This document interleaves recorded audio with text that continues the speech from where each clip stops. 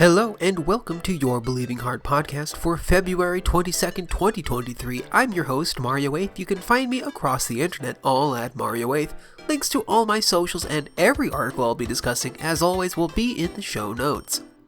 This week I'll be talking about how Microsoft is committing to 10 years of Call of Duty on Nintendo consoles, Sony's new state of play, and what I've been doing like playing Hi-Fi Rush or watching some classic 90s movies.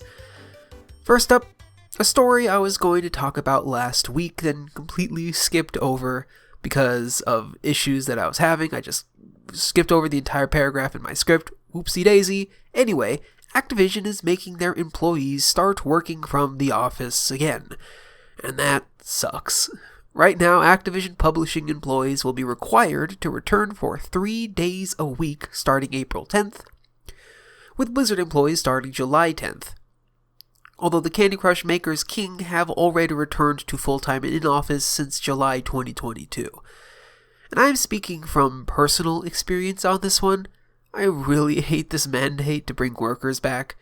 While everyone is pretending that the pandemic is over, it most certainly is not, and this is only going to endanger so many people, especially those with pre-existing conditions, those with families, those who will have to move to a more expensive region.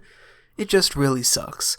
I mean, if you look at Bungie's been work from home all this time, and Destiny has been doing great from what I hear. Call of Duty is doing okay. It's still not meeting the sales requirements, but Activision is making everyone come back into the office just because. It really sucks. My work has started making us come back to the office just a few weeks ago now. I'm the only one in the entire building wearing a mask, and the quote-unquote in-person collaboration that these business managers love to tout is just barely any more than when we are just online. Luckily, I only have to go in once a week, but I really dislike this overall trend. And it really sucks. So many people changed their lives thinking that they would be working from home permanently. And now Activision has decided they want to use these office spaces. Their managers want to feel like they're doing something by monitoring everyone all day long. 3 days a week is so much too. Like people with kids are going to suffer because if that kid gets sick, they are going to have to call out sick. If they were sick now when they're working from home, they can just stay home, make sure their kid is okay, then head right back to work. It takes 5 minutes to do that. Now they are going to have to waste an entire day where they not only won't be working, they won't be contributing to the project anymore. So it's literally wasting more time than if they were to just continue working from home. This also, of course, affects people who are more susceptible to having damaging effects from getting COVID. If I don't know how the Activision offices are going to be, but in my office, no one's wearing masks. And so the COVID spread is just naturally going to be worse when you bring everyone back to an office, and people with conditions who cannot go into an office or else unless they risk getting it and they will get severely damaged or potentially die. What's going to happen to them? Are they just going to have to quit? I really hate this trend. I hate it so much.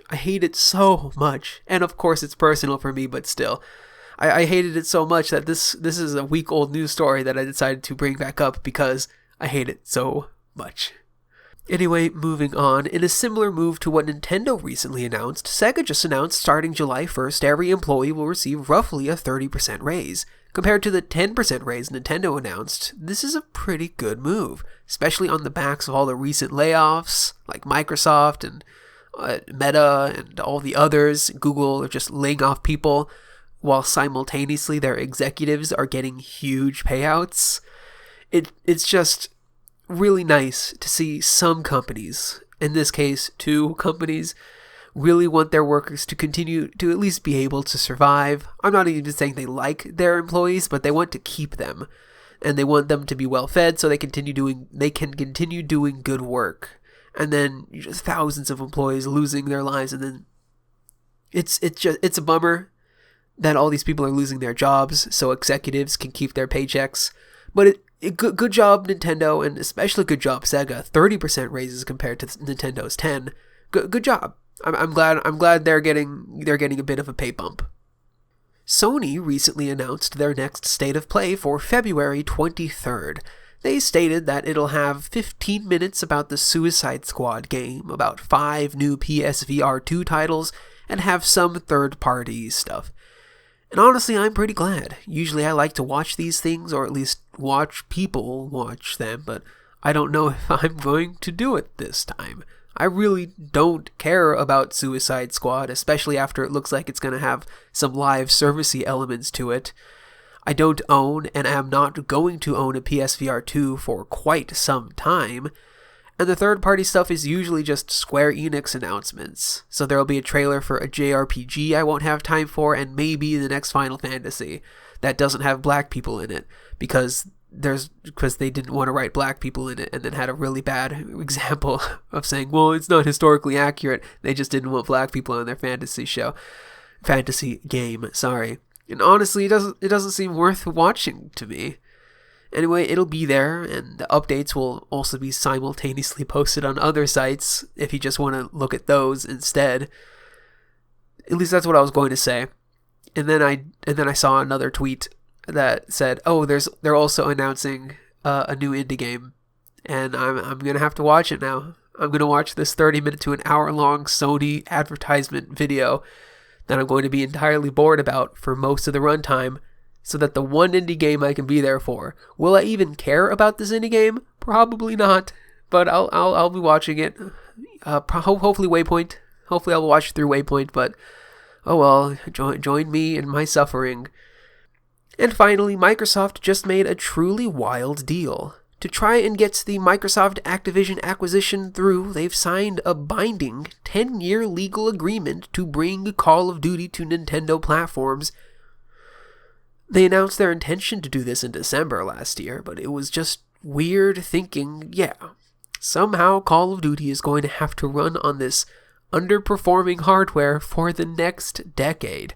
Don't get me wrong, I love my Switch. There's a lot of good games on it, and games that are optimized for the Switch I think are usually great. But Activision is not necessarily good at that sort of optimization, especially with file sizes. They are huge, and Nintendo has very little file space. And also the Switch just isn't really good at running these newer high-definition games. So it really feels like it's going to be a lot of wasted effort to get these things running on Switch. Maybe they will do the cloud version that a lot of different studios have been doing, but even still, the Nintendo's Wi-Fi capabilities aren't that great, and the amount of people who are going to hardwire their Switch up to the Ethernet to play Call of Duty, I would argue is probably close to zero. But anything for Microsoft to get this acquisition through, I guess. And that'll be it for the news. I've got a few things that I've been doing. I finally finished playing through Hi-Fi Rush. I beat the campaign, and I had a blast. I'm not great at character action games. And even after playing through Hi-Fi Rush, I continue to not be great at playing through character action games. I, for whatever reason, cannot wrap my head around the concept of doing heavy and light combos. Seriously, 99% of my playthrough is just light, the 4 light button press combos. But my rhythm is always on point, and it carried me through the game, and I had a blast. The music is so good. I love the characters. They're so endearing. The art style is really nice, and especially for a video game, it's very fun to watch. There are some more rhythmy game elements in there. There's a counter move that gets placed, and sometimes you'd have to do counters on the rhythm that the enemy alludes to, sort of like a Rhythm Heaven sort of minigame. Loved those. But then there are actually just rhythm sections where you have to press one of the 4 face buttons and then sometimes one of the shoulder buttons. And I'll admit, I did really bad at those because I'm playing on my PC with an Xbox controller. I am a Nintendo kid, and so every time the game asks me to press A, to me, A is the rightmost button on the face button, and I really want to press B, and I cannot tell you how many times just not knowing the Xbox buttons messed me up on rhythms that I would have gotten perfectly. I just didn't know where the buttons were. So I beat the game, and then I started looking at the completion criteria for the game. I'm not going to complete this game. I was hoping initially, I think I might complete this game, but you have to play through all of the levels. I think there's like 12 tracks in the game. Each, if you just rush through them, or maybe 30 minutes, but usually they take upwards of an hour. You have to play through all of them on every single difficulty. Easy, normal, hard, and very hard, and master. So 5 different times each. And it's that if that wasn't frustrating enough, they don't optimize the levels for completion. It just puts you back in as if you're playing the level for the first time.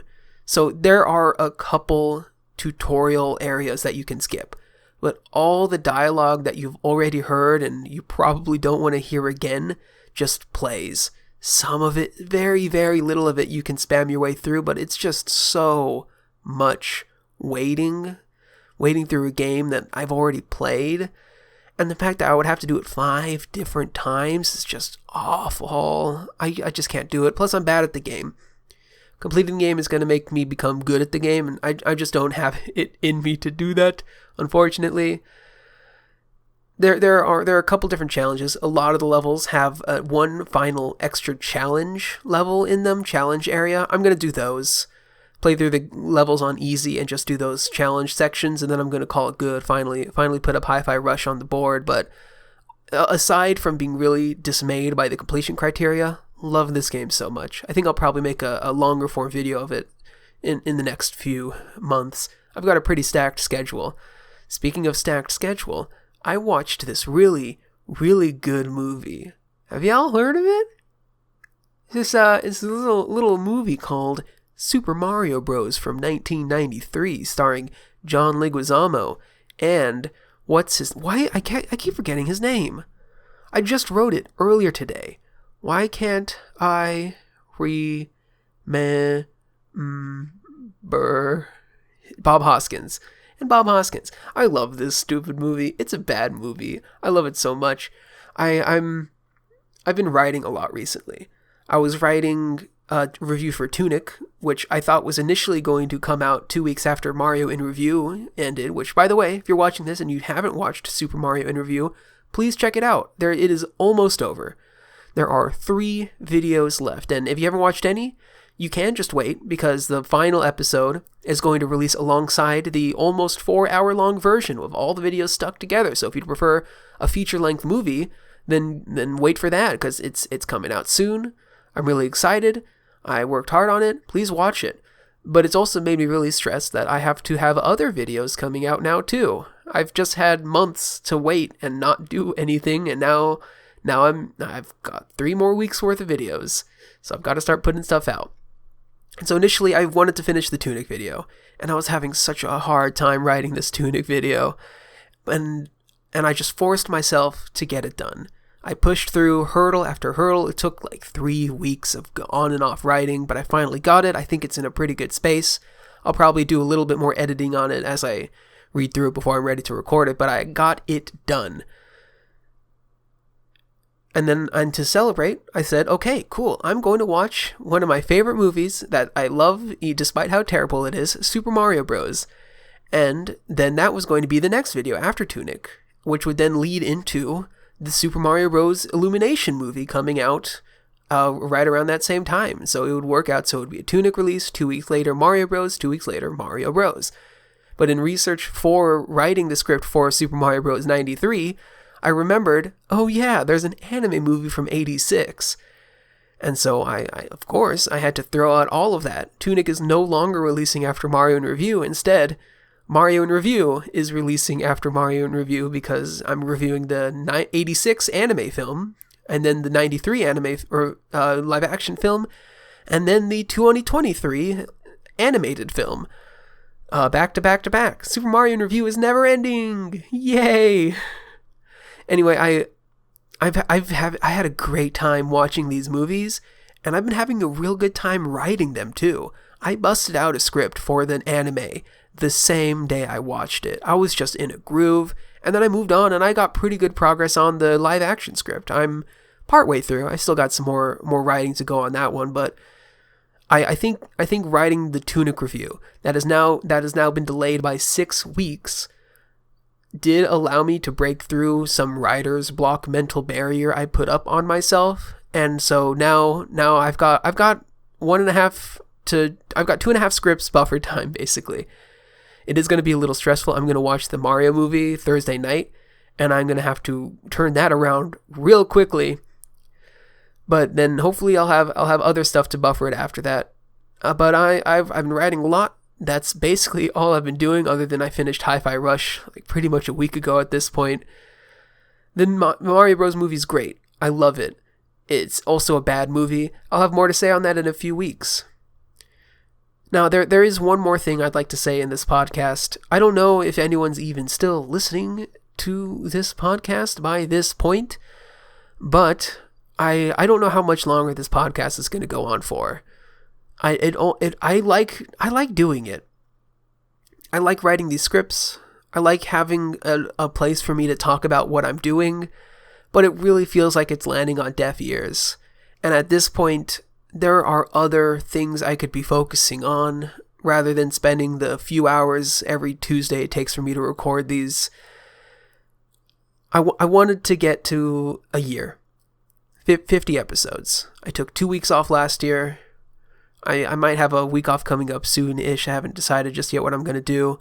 And I wanted to get to the number 50. This is episode 27 if you're counting. I've started naming them by a date, but it's the 27th one, I'm pretty sure. It's just not worth it. It's not finding an audience. It doesn't feel like it's landing anywhere, and I don't know how much longer I can keep doing it for. For instance, if I didn't record this, I could have been writing more scripts for the other videos. And the other videos, it feels like they gain a little bit more traction. Of course, when Mario Review's over, who knows what's going to happen to that viewer count, but that's beside the point. I just don't know how much longer I want to do this. In an optimal world, someone listening to this hears it and thinks, oh, they might be ending their podcast? Well, then I would like to hire them on as a podcast producer. I would love to be a podcast producer for someone else. Not like the main character either, just someone who chimes in every once in a while with an opinion here or there, but is largely just there to sit back, listen to the episode, and edit it, and then put it out, make sure it's scheduled fine, put out the title and the description, make sure everything, all the back-end stuff and all the editing of the audio stuff. I like that. I also like being on a podcast, but I would prefer to be a producer, you know? But I'm not. Right now I'm a host and a producer, and it's just not going anywhere. And I've been thinking about it a lot. It'll keep going for a little bit longer, I guess. Because today, when I've been recording this, I liked doing it, but it takes a lot of time. And I've been rambling about this for long enough. So I guess I will move into the outro of this audio podcast show. So thanks for listening. If you did listen, if you would leave a rating somewhere. I hear iTunes ratings are useful, or if you're on the YouTube version of this, you can leave a thumbs up there. Leave a comment somewhere. You can leave a comment on the YouTube video, leave a comment on Twitter or Tumblr or co-host, where I'm at Mario 8 on all of those things. I think, technically. I have social medias if you'd like to follow me there. Check out my YouTube videos if you're only listening to this. I put a little bit more work into them, and I like them. Mario Review's ending, so if you don't like Super Mario, don't worry. In about 2 months, I'll be moving on to other stuff, starting with Tunic, and then other things after that. Anyway, thank you for listening. I hope you enjoyed, and I'll see you next time.